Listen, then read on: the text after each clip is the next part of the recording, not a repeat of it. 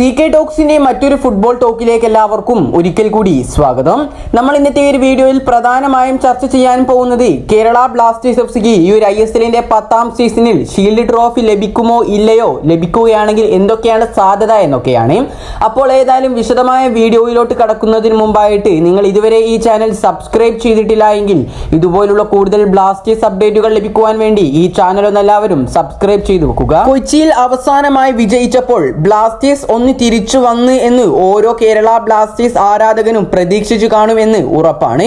എന്നാൽ കഴിഞ്ഞ മത്സരത്തിൽ ബംഗളൂരുവിനോട് തോറ്റപ്പോൾ ആ പ്രതീക്ഷയെല്ലാം തന്നെ പോയിട്ടുമുണ്ട്. ഇന്ത്യൻ സൂപ്പർ ലീഗിൽ ഷീൽഡ് നേടുക എന്ന വലിയ സ്വപ്നത്തിലേക്കാണ് അവസാനമായി കളിച്ച 5 മത്സരങ്ങളിലും തോൽവി ബ്ലാസ്റ്റേഴ്സിന് തിരിച്ചടിയായത്. ഇനി നമുക്ക് ഏതായാലും കേരള ബ്ലാസ്റ്റേഴ്സ് FC ഈ ISL സീസണിൽ ഷീൽഡ് നേടാൻ എന്താണ് വേണ്ടത് എന്ന് നമുക്കൊന്ന് നോക്കാം. ആദ്യത്തെ സാധ്യത എന്നത് ഇനി അങ്ങോട്ടുള്ള കേരള ബ്ലാസ്റ്റേഴ്സ് FCയുടെ എല്ലാ മത്സരങ്ങളിലും ബ്ലാസ്റ്റേഴ്സ് വിജയിക്കുക എന്നതാണ്. രണ്ടാമത്തെ സാധ്യത എന്നത് ISLലെ തന്നെ ക്ലബായ മുംബൈ സിറ്റി FCക്ക് 6 പോയിന്റുകൾ കുറയണം. അഥവാ ഇനി അങ്ങോട്ടുള്ള മത്സരങ്ങളെല്ലാം തന്നെ മുംബൈ സിറ്റി പരാജയപ്പെടണമെന്നാണ് ചുരുക്കം.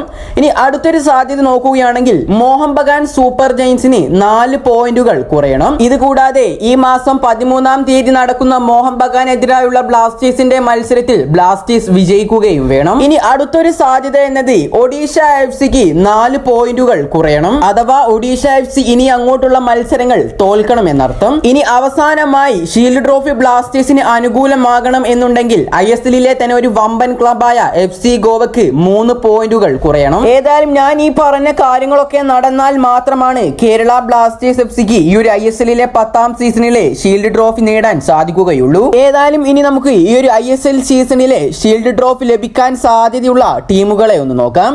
ഏതായാലും ഫസ്റ്റ് ഓഫ് ഓൾ വന്നിരിക്കുന്നത് മോഹൻ ബഗാൻ സൂപ്പർ ജയൻസ് ആണ്. അവർക്ക് 25% ഷീൽഡ് ട്രോഫി ലഭിക്കാനുള്ള സാധ്യതയുള്ളത്. ഇനി രണ്ടാമതായി വന്നിരിക്കുന്നത് മുംബൈ സിറ്റി FC ആണ്. അവർക്കാണെങ്കിൽ 24% ഷീൽഡ് ട്രോഫി ലഭിക്കാനുള്ള സാധ്യതയുള്ളൂ. ഇനി മൂന്നാമത്തെ ടീമിനെ നോക്കുകയാണെങ്കിൽ ഒഡീഷ FC ആണ്. അവർക്ക് 21% ഷീൽഡ് ട്രോഫി ലഭിക്കാനുള്ള സാധ്യത കൽപ്പിക്കുന്നുണ്ട്. ഇനി നാലാമതായി വന്നിരിക്കുന്ന ടീം FC ഗോവയാണ്. അവർക്ക് 17% ഷീൽഡ് ട്രോഫി ലഭിക്കാനുള്ള സാധ്യതയായി കണക്കാക്കിയിട്ടുണ്ട്. ഇനി 5ാം സ്ഥാനത്തേക്ക് നോക്കുകയാണെങ്കിൽ കേരള ബ്ലാസ്റ്റേഴ്സ് FC ആണ് നമുക്ക് കാണാൻ സാധിക്കുക. ബ്ലാസ്റ്റേഴ്സിനാണെങ്കിൽ വെറും 13% മാത്രമാണ് ഷീൽഡ് ട്രോഫി ലഭിക്കാനുള്ള സാധ്യതയായി കണക്കാക്കിയിട്ടുള്ളത്. ഏതായാലും ഞാൻ നേരത്തെ പറഞ്ഞ കാര്യങ്ങളൊക്കെ നടക്കുകയാണെങ്കിൽ കേരള ബ്ലാസ്റ്റേഴ്സ് FCക്ക് ഷീൽഡ് ട്രോഫി ലഭിക്കാനുള്ള സാധ്യതകളും കൂടുതലാണ്. ഇത് കൂടാതെ ഇനി അങ്ങോട്ടുള്ള എല്ലാ മത്സരങ്ങളിലും കേരള ബ്ലാസ്റ്റേഴ്സ് FC മികച്ച പ്രകടനം തന്നെ പുറത്തെടുക്കേണ്ടി വരും. എന്നാൽ മാത്രമാണ് ഷീൽഡ് ട്രോഫി ബ്ലാസ്റ്റേഴ്സിന് സ്വന്തമാക്കാൻ സാധിക്കുകയുള്ളൂ. ഏതായാലും ഇതിനെക്കുറിച്ചുള്ള നിങ്ങളുടെ അഭിപ്രായങ്ങൾ നിങ്ങൾ താഴെ കമന്റായി രേഖപ്പെടുത്തുക. ഈ ഒരു വീഡിയോ ഇവിടെ വെച്ച് അവസാനിപ്പിക്കുകയാണ്.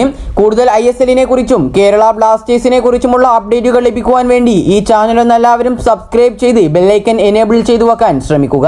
അപ്പോൾ അടുത്തൊരു ISL ബ്ലാസ്റ്റേഴ്സ് അപ്ഡേറ്റുമായി വീണ്ടും വരാം. Good bye.